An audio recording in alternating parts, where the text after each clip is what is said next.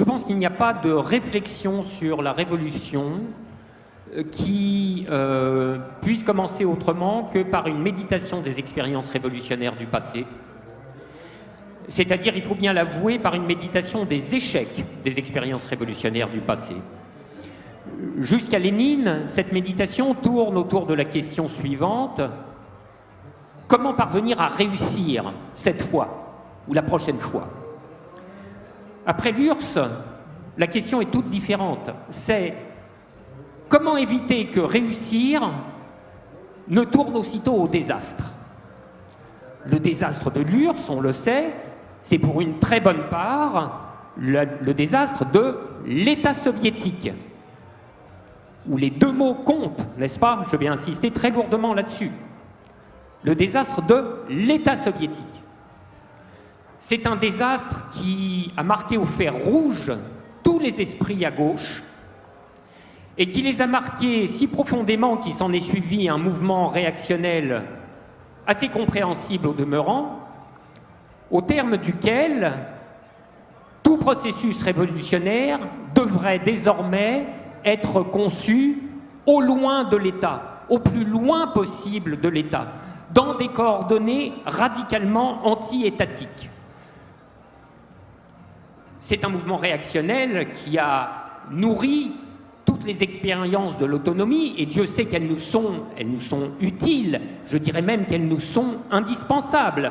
Ça a commencé avec l'autonomie italienne à la fin des années 70, et d'une certaine manière, tout le mouvement des zones à défendre et des différentes manifestations d'autonomie sont les héritières de cette réflexion.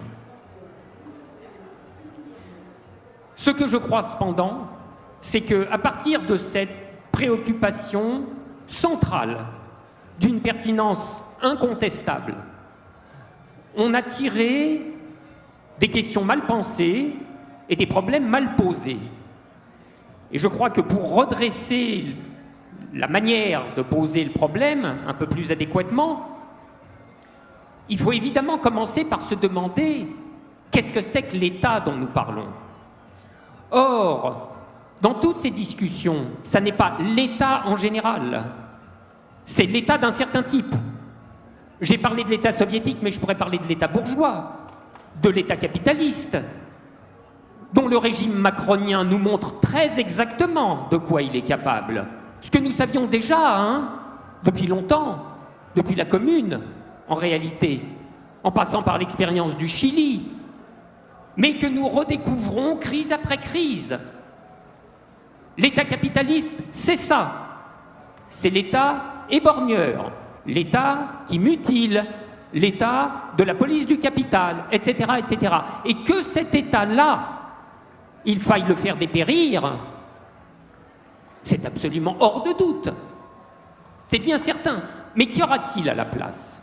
Peut-il y avoir rien à la place de ça? C'est ce que je ne crois pas. Je ne crois pas, à partir du moment où l'on redéfinit l'État d'une manière extrêmement générale, extrêmement conceptuelle, pardonnez-moi, comme un ensemble de fonctions collectives opérées dans des institutions. Vous voyez que cette définition très générale de l'État est susceptible d'une multiplicité de réalisations historiques, une multiplicité d'instanciations incroyablement variées.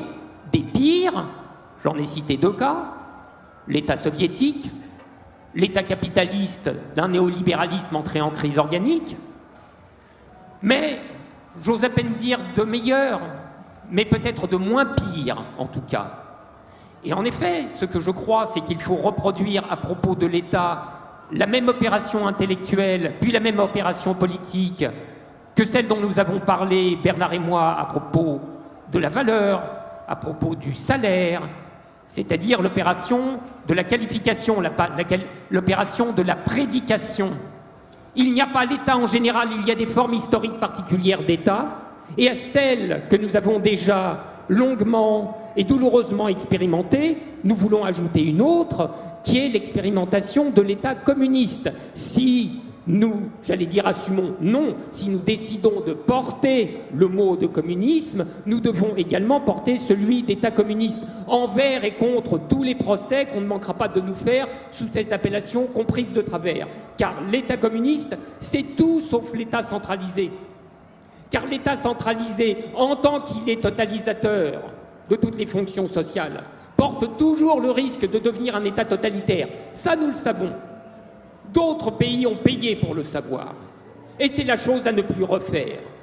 Par conséquent, les principes organisateurs de l'État communiste seront nécessairement l'octroi de sa part maximale aux autonomies locales, c'est-à-dire l'organisation fédérale régulée par un principe de subsidiarité maximale, qu'au local, qu'au terrain soit rendu le maximum de ce qu'on peut lui rendre, et que ne soit effectué dans les échelles territoriales supérieures que ce qui doit impérativement l'être.